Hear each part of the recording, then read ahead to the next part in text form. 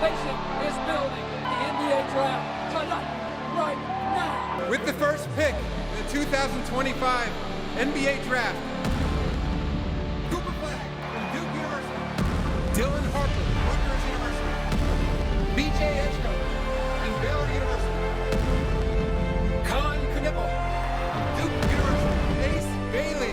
So you didn't watch the draft, that's fine. But something insane did happen. The top 5 picks were not who people expected, and the fits on the team even weirder. One guy got drafted by a team he ghosted. Another sounds like an IKEA chair. The Mavs traded Luka and somehow still got their future. I wonder how that happened. I watched every second, so you didn't have to.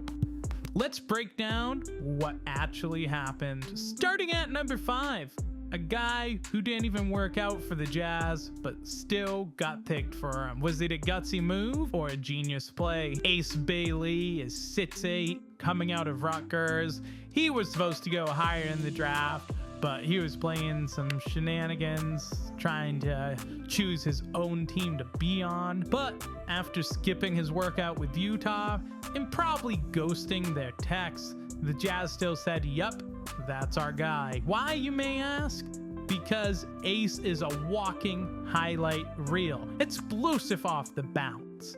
He's got serious vertical pop, an improving handle, and a smoother shot than people expected. He averaged 17 points, 7 rebounds, and did it while looking like a Marvel character most nights. Utah's building around athletic, switchable dudes. Ace fits perfectly as a modern wing who can score without needing the ball every possession. His defensive effort isn't quite elite yet, but the tools are there. Think OG Anunoby's frame with a little Michael Porter Jr. shot creation if things can go right.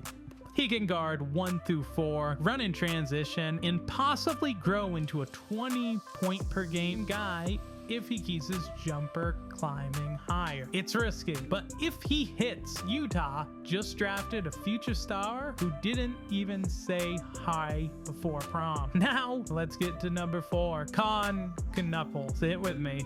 Kon Knueppel. Is that right? That name is wild. Now, let's memorize it, because this Duke shooter might end up being the Hornets' best pick since Kemba. You probably didn't have Kon Knueppel going top 5 on your bingo card, but Charlotte clearly did their homework for once. This plays every possession like he drank a Red Bull and didn't tell anyone. He's explosive, twitchy, and an absolute menace in transition. But what really made Philly take him at number 3? Defense. VJ's the guy who can switch across 3 positions, throw a body at Tatum one play, and contest to pull up the next. He's raw, no question. His handle gets loose, his decision making isn't always clean, and his shooting is still catching up to his first death. But when you've got Joel Embiid and Tyrese Maxey doing the heavy lifting, what you need is energy, length, and attitude on the wing. VJ brings all 3. If he figures out the shot,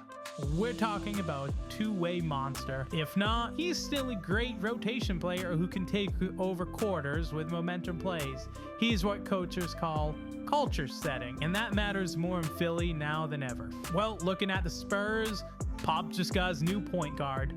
Dylan Harper and Wemby might be the most interesting duo since Tim and Tony, but with cooler haircuts, obviously. Dylan Harper is the definition of a floor general. 6'6", just like everyone else this draft apparently.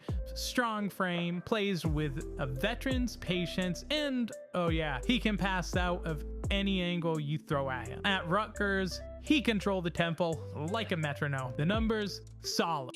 That's what got the Spurs sold. San Antonio has Wemby. They needed someone who could feed him without trying to do too much. Harper's pick and roll IQ is sky high. He uses his size to shield off defenders like a young James Harden. He's not a freak athlete, and his 3-point shot is a work in progress, but the vision is rare. Think early career Drew Holiday meets Malcolm Brogdon. Pop doesn't draft you to dunk, he drafts you to think, and Harper fits that to a T. His role won't be flashy, but in 3 years, this could be one of the smartest picks in the draft. And if he manages to win Rookie of the Year, that would be 3 Rookie of the Years in a row for the Spurs. That's insane. Now let's get on to what we've all been waiting for. The Mavs said, no Luka, no problem. We'll just have Adam Silver rig the draft. The Mavs landed Cooper Flagg, and this kid's about to own the internet. 6'9", switchable, confident, born in Maine, same as me, so that's how you know he was raised by wolves.